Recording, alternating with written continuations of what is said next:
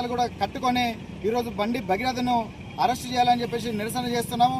ఎందుకంటే ఈరోజు తెలంగాణ రాష్ట్రంలో ఉన్న వాళ్లకు, అధికారం ఉన్న వాళ్లకు రాజకీయ నాయకులకు ఒక న్యాయము, సామాన్యమైన ప్రజలకు ఒక న్యాయంగా ఈరోజు పోలీసు వ్యవస్థ చేస్తున్నట్టుగా చాలా స్పష్టంగా కనబడుతుంది.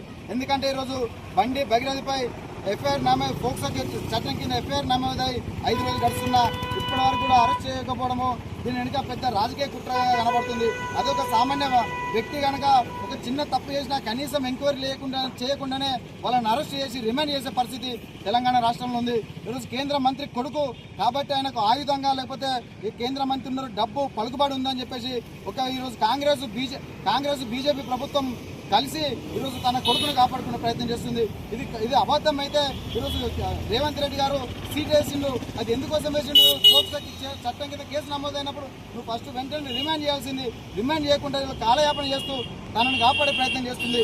కాబట్టి ఇప్పటికైనా తెలంగాణ ప్రభుత్వానికి కానీ, పోలీసు వ్యవస్థకు కానీ ప్రజలందరూ కూడా సమానం అనే ఆలోచన మీకుంటే, పోలీసు వ్యవస్థ పైన ప్రజలందరికీ నమ్మకం కలగాలంటే నువ్వు బండి సంజయ్ కుమారును, బండి భగీరథను వెంటనే అరెస్ట్ చేసి రిమాండ్ చేయాలని, అప్పుడే పోలీసు వ్యవస్థ పైన ప్రజలందరూ కూడా ఒక నమ్మకం వస్తుంది. ఎందుకంటే ఈరోజు అందరినీ సమానంగా చూసే వ్యవస్థనే పోలీసు వ్యవస్థ. కానీ ఈరోజు చాలా స్పష్టంగా కనబడుతుంది. ఈరోజు ఎవరిపైన అయితే కేసు పెడతారో వాళ్ళనే హనీ ట్రాప్ అని చెప్పేసి వాళ్ళపైన తప్పుడు కేసు పెట్టుతున్న పరిస్థితి ఉంది. వాళ్ళు తప్పు చేస్తే వాళ్ళపైన కూడా కేసు పెట్టు, కానీ బండి భగీరథను ఎందుకు ఏ రకంగా కాపాడుతున్నారో ఈరోజు మీరు ప్రజలకు చెప్పాల్సిన అవసరం ఉంది.